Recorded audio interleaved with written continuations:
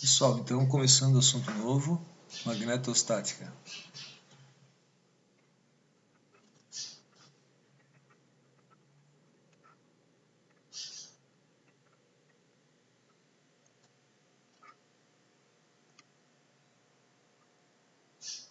Magnetostática. A gente já estudou no capítulo 2 as equações que regem a magnetostática, mas vamos reforçar aqui novamente. Então, se a gente escrever as equações de Maxwell de uma forma geral, a gente tem rotacional de H igual a J mais dt, divergente de B igual a zero,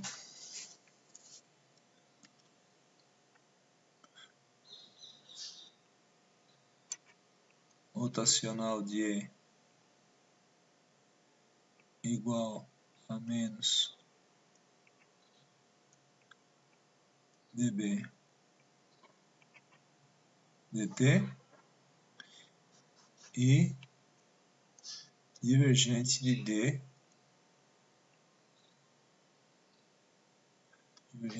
igual a ρ. No caso da magnetostática, pessoal, as derivadas com o tempo, ficam iguais a zero, Então, os fenômenos não variam com o tempo, ou seja, eles são produzidos por corrente contínua, um campo magnético, ou por um ímã, Então, se a gente pegar as equações de Maxwell de uma maneira geral, incluindo as que têm campo elétrico, e fazer as derivadas iguais a zero, a gente vai ter rotacional de H igual a J, divergente de B igual a zero,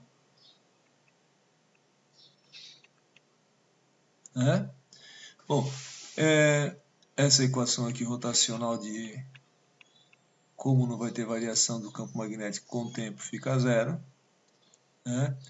e essa equação aqui daí continua existindo, Então note, no caso que não há variação com o tempo, as equações ficam desacopladas, estão vendo? As duas primeiras têm só campo magnético, B e H, As duas últimas só têm campo elétrico, certo? Então, no caso, essas duas equações aqui, com campo magnético, é que a gente chama de magnetostática,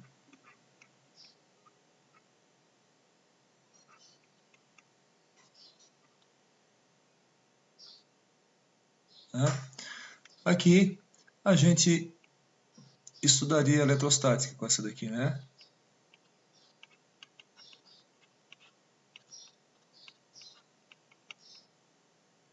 Desde que a gente defina um E, Porque se a gente definir um E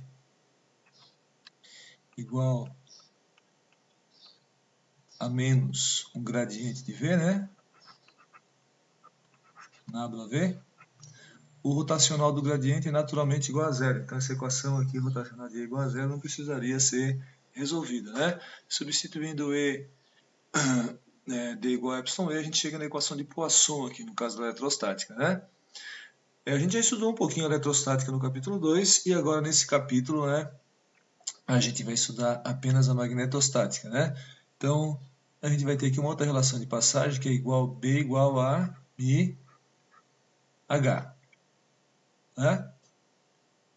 Então, as equações para magnetostática, para magnetostática são essas aqui, pessoal?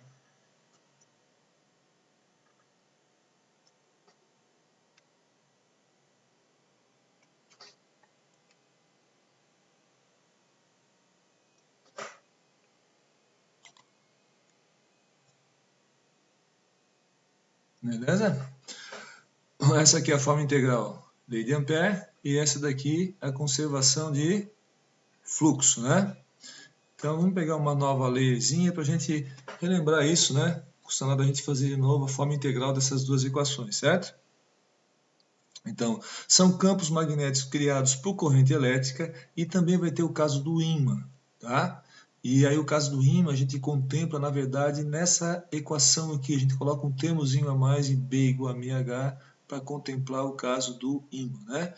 Então, o capítulo inteiro nós vamos estudar circuitos magnéticos, campo produzido por condutores, solenoides, sempre apenas campo magnético, produzido por corrente contínua ou por um ímã permanente, tá bom? Então, a forma integral das equações agora, né? Forma integral, que a gente já viu também, mas não custa nada reforçar aqui, né?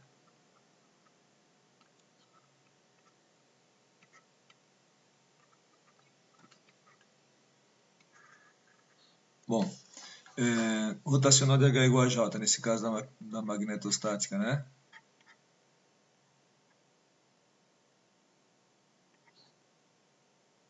Faz a integral de fluxo dos dois lados. Fluxo numa superfície S, rotacional de H escalar ds, né? Que a gente já viu a definição do ds certinho, né? Do outro lado eu tenho que fazer a mesma coisa.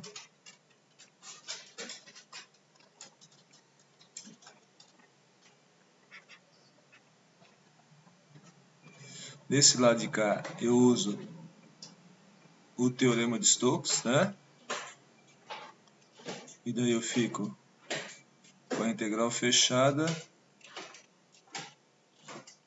de H escalar dl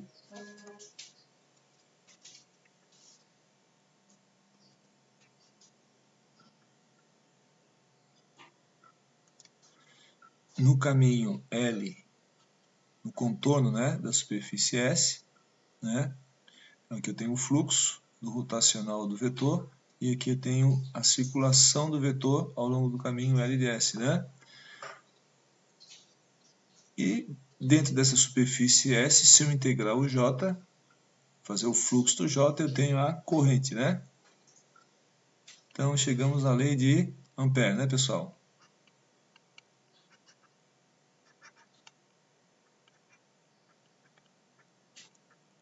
Né? Bom, a outra equação de Maxwell para a magnetostática. Divergente de B igual a zero, né? Aqui a gente tem que usar o teorema da divergência, né, pessoal? Então a gente faz a integração no volume do divergente de B, né? Então aqui não é produto escalar, é simplesmente uma integral simples, né? Escalar. dV é um escalar, divergente de B é um escalar. Então aqui não é produto escalar, é produto simples, né, pessoal? Uma integral de volume, integral tripla, né?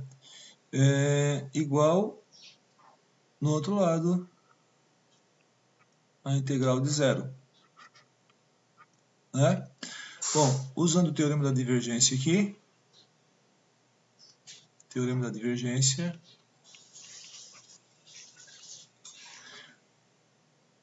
ou a integral de volume do divergente do vetor é a mesma coisa que o fluxo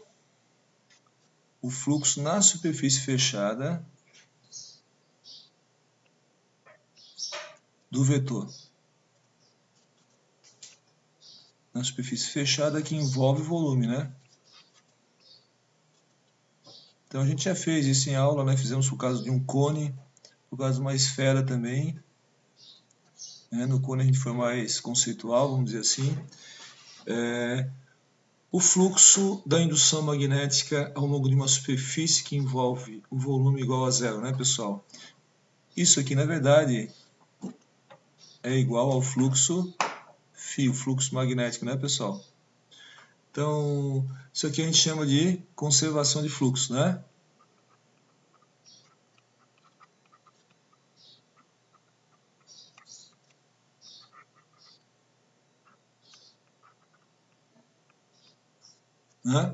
A gente viu que quando, no caso de um cone, por exemplo, né, a gente tiver uma superfície fechada, o fluxo de um lado é positivo e de outro é negativo. Na verdade, no final das contas, a gente teria que a somatória dos fluxos que entram numa superfície, né, seria igual à somatória dos fluxos que saem. Porque o ds ele aponta para fora da superfície, onde o B entra, né, dá um fluxo negativo, e onde o B sai, dá um fluxo positivo, né? E acaba que a somatória dos fluxos é igual a zero, porque não existe fonte pontual de campo magnético, né? Não existe divergente de B igual a alguma coisa. Divergente de B é igual a zero, né, pessoal? Divergente de B é igual a zero, né? Então, por causa disso, o fluxo que entra numa superfície fechada, né, no volume, tem que ser igual ao fluxo que sai, né? E, no caso de rotacional de H igual a J, uma densidade corrente produz um campo magnético rotacional, né? Ou a circulação de um campo magnético ao longo de um caminho fechado é igual à corrente que a gente tem no meio, né, desse caminho, certo? Bom, quais os problemas que a gente pode resolver com essas duas equações? A gente pode resolver vários problemas e a gente vai resolver aqui, né, pessoal? A gente já resolveu, por exemplo, do caso de um condutor retilíneo, né? Então, eu vou mostrar para vocês agora um caso, se a gente pegar a lei de Ampère, né, para o condutor retilíneo, a gente já fez aqui, encontra o valor do campo H. Né? A gente já fez no capítulo 2 isso, né? H é igual a I sobre 2 πr. Né? Eu mostrei aqui, ó, o caso de um condutor retilíneo. Né? Então aqui eu tenho um campo onde está mais vermelho, aqui o campo é mais forte, depois o campo vai ficando mais fraco. Né? Esse caso aqui é uma corrente contínua com um campo magnético produzido por essa corrente contínua, né? Então a gente tem aqui um caso de magnetostática. Um outro caso de eletrostática seria esse aqui. Por exemplo, eu teria nessa região aqui um enrolamento, né, com corrente entrando e aqui corrente saindo, né? Então, rotacional de H igual a J, só que o campo aqui ele vai estar girando dentro de um circuito magnético aqui, tá vendo? Né? Dentro dessa região aqui, né? Eu também fiz, na verdade, essa simulação, aqui eu estou com a imagem da simulação que eu fiz, eu vou mostrar para vocês aqui.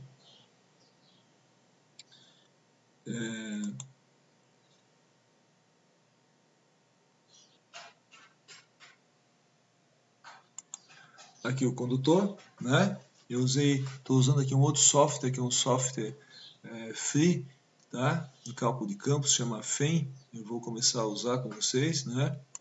E a gente tem aqui o caso de um condutor retilíneo, tá vendo? Eu posso fazer um zoom aqui, mas aqui na região central e mostrar como o campo é intenso, né?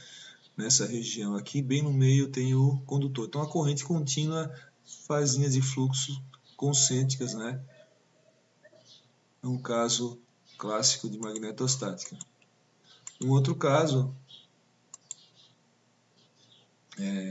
seria o caso de um ímã, pessoal. Por exemplo, bom, o caso ainda com condutor, corrente produzindo campo, esse aqui, né? Vamos dar uma olhadinha aqui, do outro lado. Note aqui, né? Eu tenho uma corrente nessa região aqui, uma bobina enrolada aqui. Na verdade, a corrente entra desse lado e sai desse, né? E o campo rotacional de H é igual a J. Rotacional de H é igual a corrente que tem aqui no meio, né, pessoal? Aqui, se a gente der um zoom, por exemplo, a gente pode enxergar o campo magnético nessa região aqui, o entreferro, né? Onde o campo é mais forte. É um problema de magnetostática. A gente vai aprender a resolver esse tipo de problema, certo? Aqui a gente tem toda a região, né? Todo o domínio de estudo. E aqui bem no centro eu tenho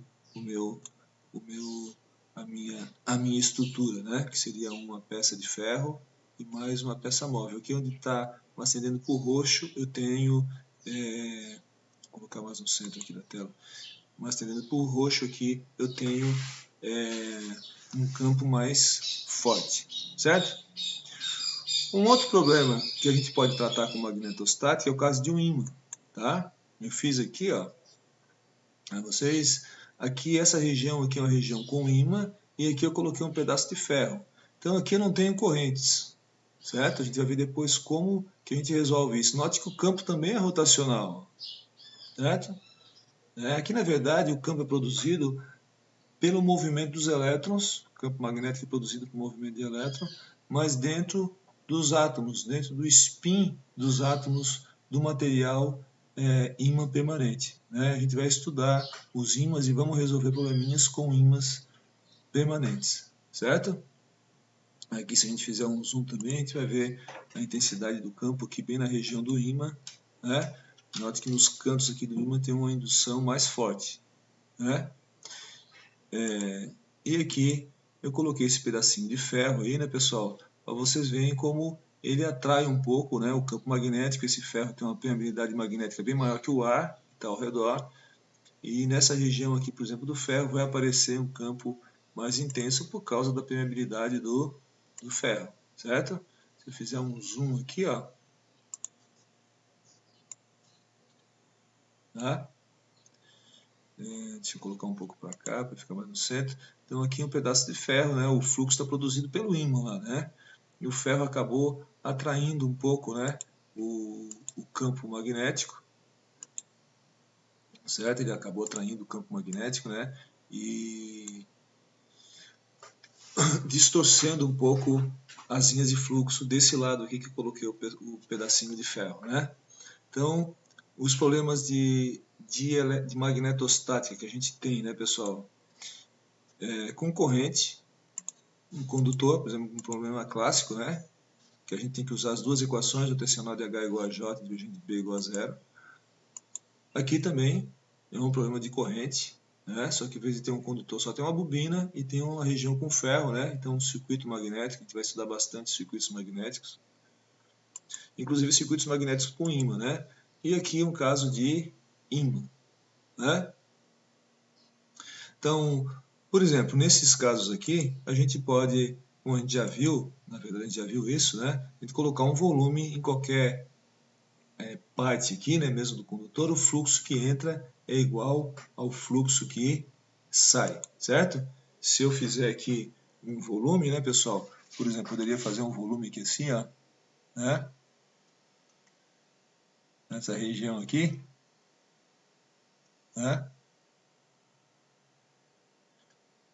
Aqui eu teria um B, uma indução magnética, Lembra que as linhas de fluxo são sempre do B, O B está para cá e o meu DS, sai daqui está para cá, Daria um fluxo negativo, Como a gente já viu naquele cone, tá lembrado? Aqui eu teria um B tangencial, O fluxo daria zero.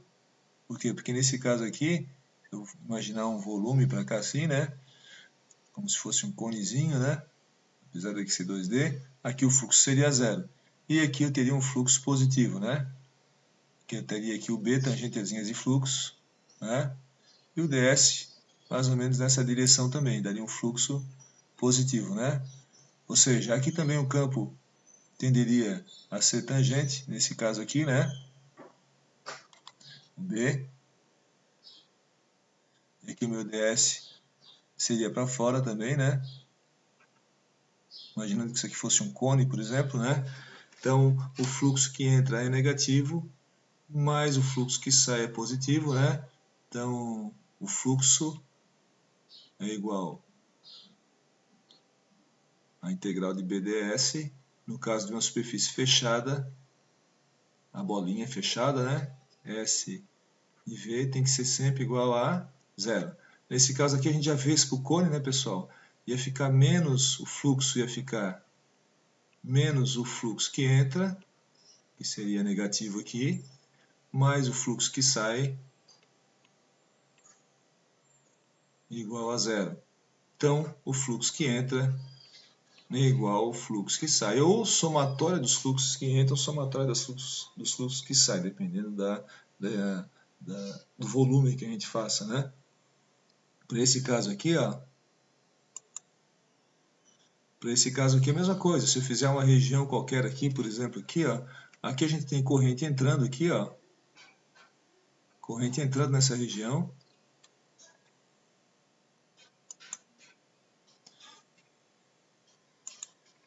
Aqui a gente teria corrente entrando aqui nessa região, né? E saindo aqui, né? Então, rotacional de H é igual a J, né? E aqui o H no meio, uma permeabilidade alta, o ferro, B igual a μH, que teria uma indução magnética, né? Então, por exemplo, se eu fizesse um volume, por exemplo, aqui, ó, né? Mesmo que pegasse uma parte do ar também, né? Na verdade, vai ter uma parte do fluxo que vai entrar pelo ar, mas a grande maioria vai entrar pelo ferro, né, pessoal? Então, o fluxo que entra aqui nessa região, né? Ou nessa, se a gente considerar que isso aqui tem uma seção transversal, aqui uma área S aqui, ó, né? Vai ser igual ao fluxo que sai, né? Note que nessas duas superfícies aqui praticamente não tem fluxo nenhum, né? Então, a conservação de fluxo ela sempre pode ser aplicada, né? Inclusive no caso com o ímã. Se a gente, por exemplo, pegar essa peça aqui, ó, né, de ferro, o fluxo que entra nela aqui vai ser igual ao fluxo que sai. Só que aqui nesse caso, a superfície de cima praticamente não vai ter fluxo nenhum, mas a de baixo vai ter um fluxo entrando e saindo, tá vendo? Claro, a gente teria que fazer em todas as superfícies, né? Então, esse fluxo aqui entrando seria igual ao fluxo que sai. Lembre que entre duas linhas de fluxo consecutivas, a gente tem um tubo de fluxo constante, né? Então, daqui para cá eu tenho um fluxo, daqui para cá eu tenho o mesmo fluxo, daqui para cá o mesmo fluxo, né? Então, esse fluxo que está entrando aqui, ele acaba saindo por aqui, ó. Sai um pouco nessa superfície aqui e mais um pouco nessa aqui. Mas, de qualquer maneira, se eu fizer a integral de BDS ao longo de toda a superfície, o fluxo que entra vai ser igual ao fluxo que sai. Não importa onde eu faça, se eu fizer aqui no meio também, uma superfície, fizer o fluxo que entra, claro, tem que considerar a profundidade também, né? É igual ao fluxo que sai. Certo, pessoal? Então, para deixar claro, né? As equações de Maxwell para magnetostática, certo? E os casos em que elas se aplicam, né? Corrente, produzindo campo magnético rotacional, ou um ímã. Bom, pessoal? Obrigado.